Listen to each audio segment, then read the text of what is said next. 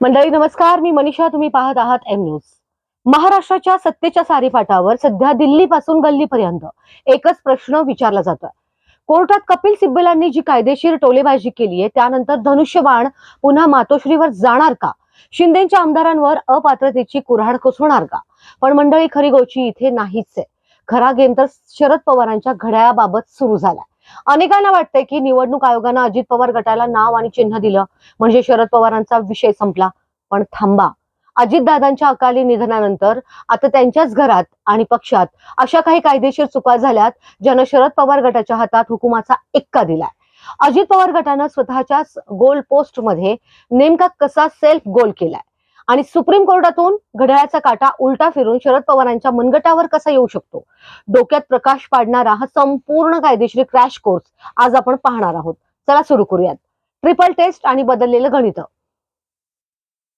तर मंडळी, असं घडलंय की 2023 मध्ये राष्ट्रवादीत उभी फूट पडली. अजित पवारांसोबत मोठा आमदारांचा गट सत्तेत सामील झाला. निवडणूक आयोगानं पक्षाची मालकी ठरवण्यासाठी त्रिसूत्री कसोटी लावली.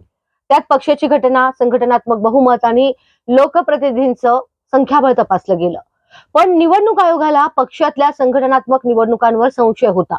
कोण अधिकृत पदाधिकारी आणि कोण नाही हा पेच सुटेना. शेवटी आयोगानं संघटनात्मक बाजू बाजूला ठेवली आणि आमदारांच्या बहुमतावर शिक्कामोर्तब करत घड्याळ अजित पवारांच्या खिशात घातलं. शरद पवारांनी या निर्णयाला सुप्रीम कोर्टात आव्हान दिलं.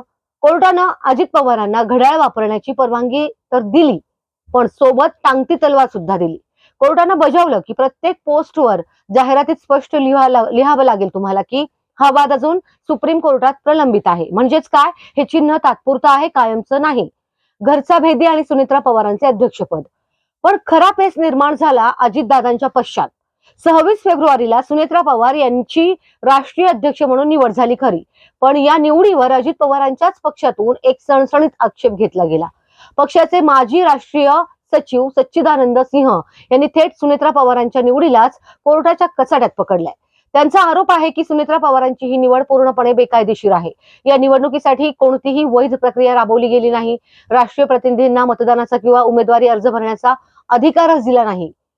कागदपत्रांचा घोळ आणि सुनेत्रा पवारांचं पत्र. आता इथेच अजित पवार गटाचे स्वतःची मोठी कोंडी करून घेतली आहे. सुनेत्रा पवारांनी राष्ट्रीय अध्यक्ष झाल्यानंतर निवडणूक आयोगाला एक पत्र लिहिलं.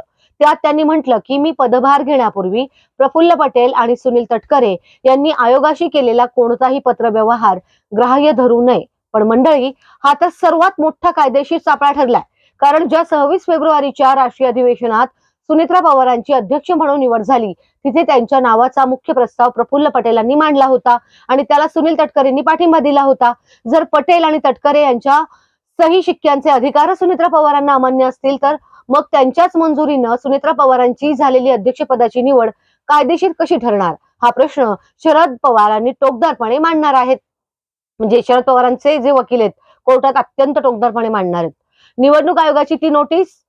या वादात आता निवडणूक आयोगाने ही उडी घेतली. आयोगानं सुनेत्रा पवारांना पत्र पाठवून विचारले की पक्षाच्या घटनेत कलम 7, 12, 32 आणि 36 नुसार जे बदल केलेत त्याचे अधिकृत ठराव आणि पुरावे कुठे आहेत. अजूनपर्यंत अजित पवार गटाला याची अधिकृत कागदपत्र सादर करता आलेली नाहीयेत.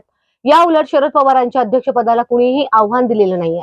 त्यांची निवड पूर्णपणे मूळ घटनेनुसार झाली आहे. त्यामुळे कोर्टात जेव्हा संविधानाची कसोटी लागेल तेव्हा शरद पवारांचे पारडे प्रचंड जड असणार आहे.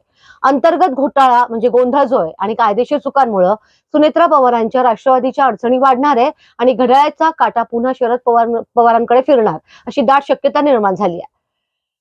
शिवसेनेचा निकाल काहीही लागो, पण राष्ट्रवादीच्या बाबतीत स्वतः अजित पवार गटाने केलेल्या तांत्रिक चुका शरद पवारांसाठी सोन्याची संधी ठरणार का? तुम्हाला काय वाटतंय? सुनेत्रा पवारांच्या हातून घड्याळ निसटणार का? तुमच्या प्रतिक्रिया खाली कमेंट बॉक्स मध्ये नक्की नोंदवा. व्हिडिओ आवडला असेल तर लाईक, शेअर आणि सबस्क्राईब करायला विसरू नका. आणि अशाच सडेतोड विश्लेषणासाठी एम न्यूज चॅनलला नक्कीच सबस्क्राईब करा. भेटूयात पुढच्या व्हिडिओमध्ये. नमस्कार.